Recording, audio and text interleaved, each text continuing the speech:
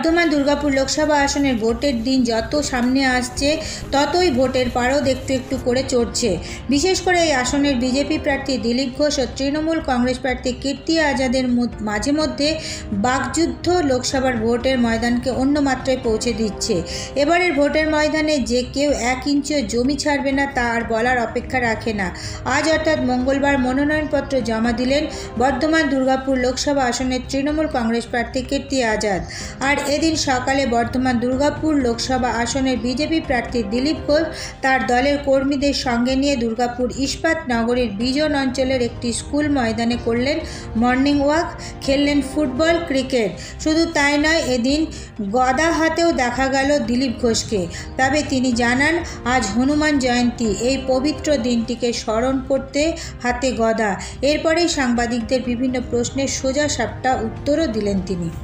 ওদের থ্রেট করবে, টেররিস্টরা ভয় দেখায়, আমাদের নেতাদের খুন করেছে ভয় দেখাতো।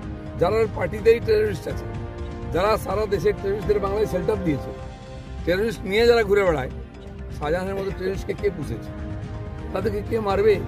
আর ইলেকশনে কোনো ইস্যু নাই, এখন প্রাণের ভয়, এই তাই পুলিশকে ফিট করেছে, এই বলো তাই বলো, এই সব সিম্প্যাথির ভোট চলে যায়। আমি মহিলা, সেটা চলে গেছে, আমার ঠ্যাং ভেঙেছে চলে গেছে, আমার মাথা পেটেছে চলে গেছে, এখন আমাকে মারছে।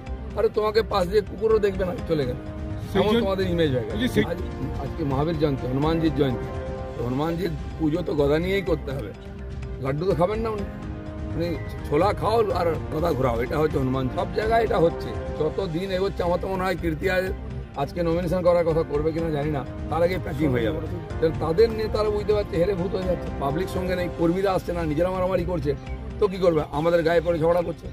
আমি বলে দিচ্ছি, দিলীপ ঘোষ এসছে, ভেবে চিন্তা হাত দাও, কারণ আমি 4 জুনের পরেও এখানে 5 বছর থাকার জন্য কমপক্ষে এসেছি। হিসাব কিন্তু তখনও বুঝিয়ে দেবো। এখানে কালু মালু হালু হুলো কে গন্ডগোল করেছে কালকে, সব রিপোর্ট আমার কাছে আছে। আমি বলছি এখনো সময় আছে, যদি গন্ডগোল দ্বিতীয়বার করেছো কিন্তু হিসাব হবে। এরপরে তিনি এজন অঞ্চলের আশিস মার্কেট সংলগ্ন একটি কালী মন্দিরে পুজো করে চা চক্রের অনুষ্ঠানে যোগদান করেন। আর সেখান থেকে দুর্নীতির ইস্যুতে মুখ্যমন্ত্রীকে আক্রমণ শানান দিলীপ ঘোষ। এদিন চোর প্রসঙ্গ তুলে তিনি বলেন, শেষ জীবনে মুখ্যমন্ত্রীকে চোর চোর স্লোগান শুনতে হচ্ছে।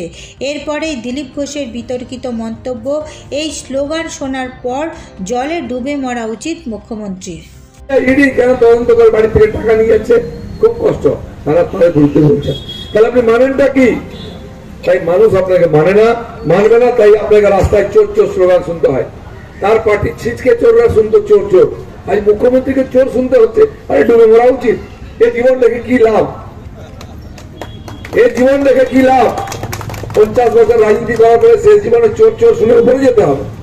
এ জীবনের কোনো মূল্য নেই। দিলীপ ঘোষ অসত্য গাছের নিচে দাঁড়িয়ে বলছে ডুবে মরা।